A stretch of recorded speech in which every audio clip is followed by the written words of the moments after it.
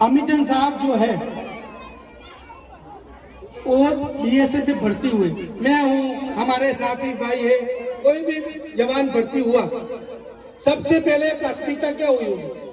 सबसे पहले अपना परिवार पालन पोषण करना, वही है ना पहली प्राथमिकता। भाई फोर्स में गया, लेकिन पहली क्या था? पहली कंडीशन, चाहे मैं हूं कोई भी हो, लेकिन बोलते हैं ना, जैसा देश वैसा वेश, जैसा संग वैसा रंग।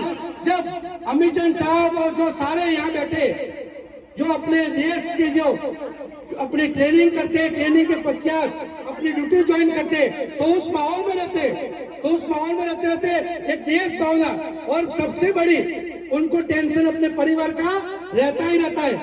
9 महीने देश की सरहद सीमा की सुरक्षा में अपना पूरा समय व्यतीत करते, 3 महीने अपने परिवार के साथ, लेकिन एक टेंशन के कारण उसको टेंशन था कि अगर ये पेंशन, मानो मैं बॉर्डर ड्यूटी कर रहा हूँ, यहाँ पर मेरी ड्यूटी में कोई ऊंच नीच हो गई, कोई स्मगलर क्रॉस कर गया, आतंकवादी क्रॉस कर गया, तो मेरी ड्यूटी गई। मेरी पत्नी को, मेरे बच्चों को गांव वाले पूरा सुनाएंगे, बोला तेरे पिताजी गद्दार है, देशद्रोही है, बोलेंगे कि नहीं? तो ये सब एक मानसिकता जब मनुष्य होता है उसके मस्तिष्क में ये सब घूमता है। लेकिन सोचिए आप थोड़ा एक सोचिए कि जिसका पेंशन नहीं है, उस जवान के ऊपर आप कितना भरोसा करोगे? उसको भी अपने परिवार की टेंशन है।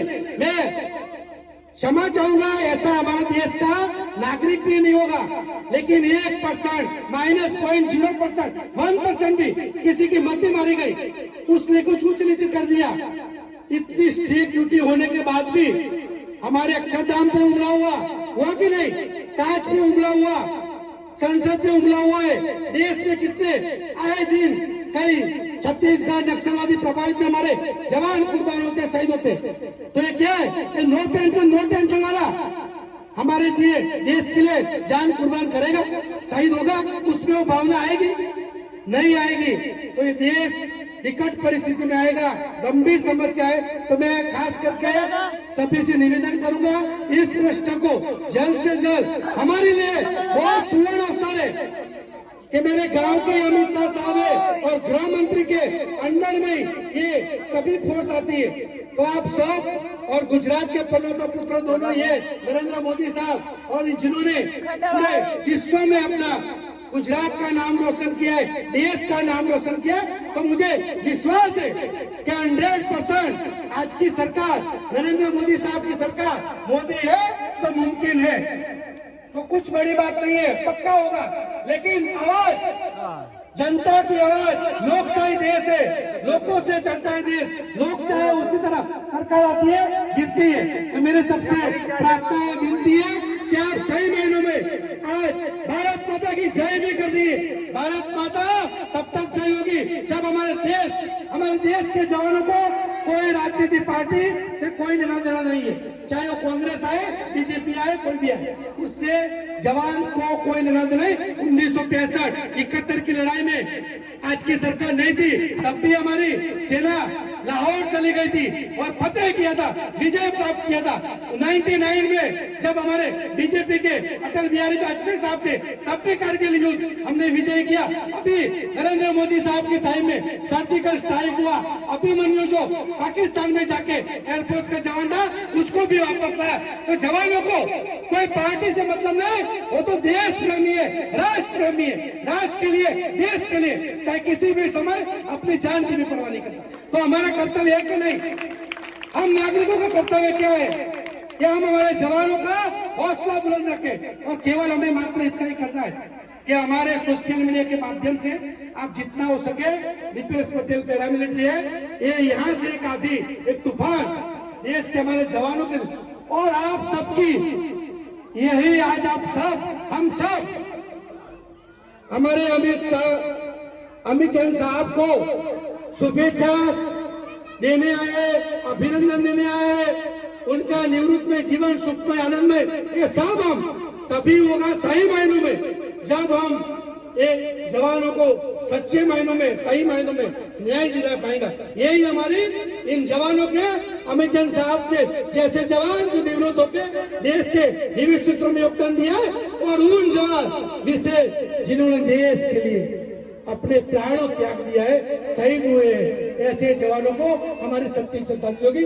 तो मैं ज्यादा ना कहते हुए नम्र निवेदन प्रार्थना अपील करता हूँ कि आप सब इस चैनल को ज्यादा से ज्यादा शेयर, कमेंट, लाइक कीजिए।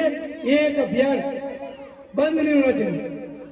और लास्ट में मैं अपनी वाणी को विराम रखते हुए अमित चंद साहब को आप सब की तरफ से ढेर सारी शुभकामनाएं। उनका निवृत्तमय जीवन आनंद मंगलमय, लेकिन निवृत्त नहीं होना है।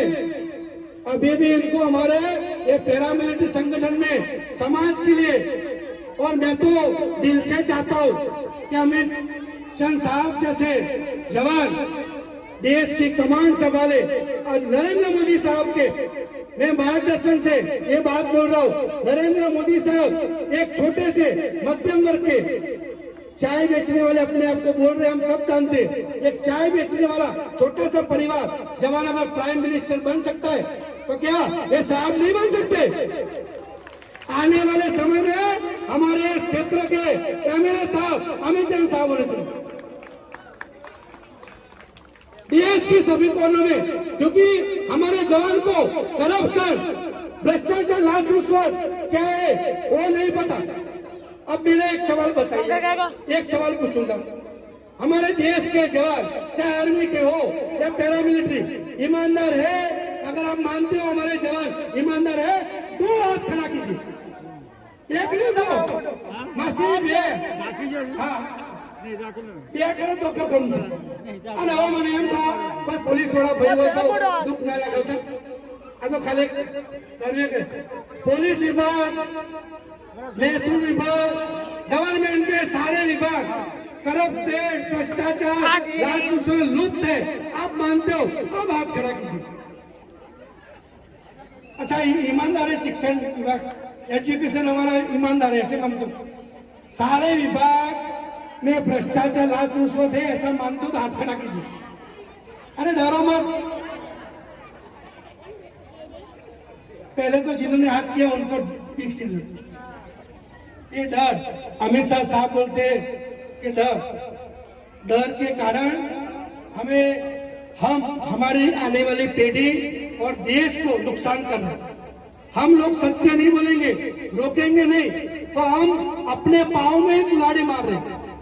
यानी आने वाली हमारी पीढ़ी है, ये बच्चे हैं। हमें लगता है कि नहीं आज मैं चुप रहूंगा, लेकिन चुप रहने के बाद जीवन मृत्यु एक कुदरती क्रम है, नित्य क्रम है। थोड़ा बहुत रहता है, लेकिन जहाँ कुछ बोलना है वहाँ पक्का बोलिए। गाँव में भी कुछ गलत होता है तो आप अवश्य आवाज उठाएं।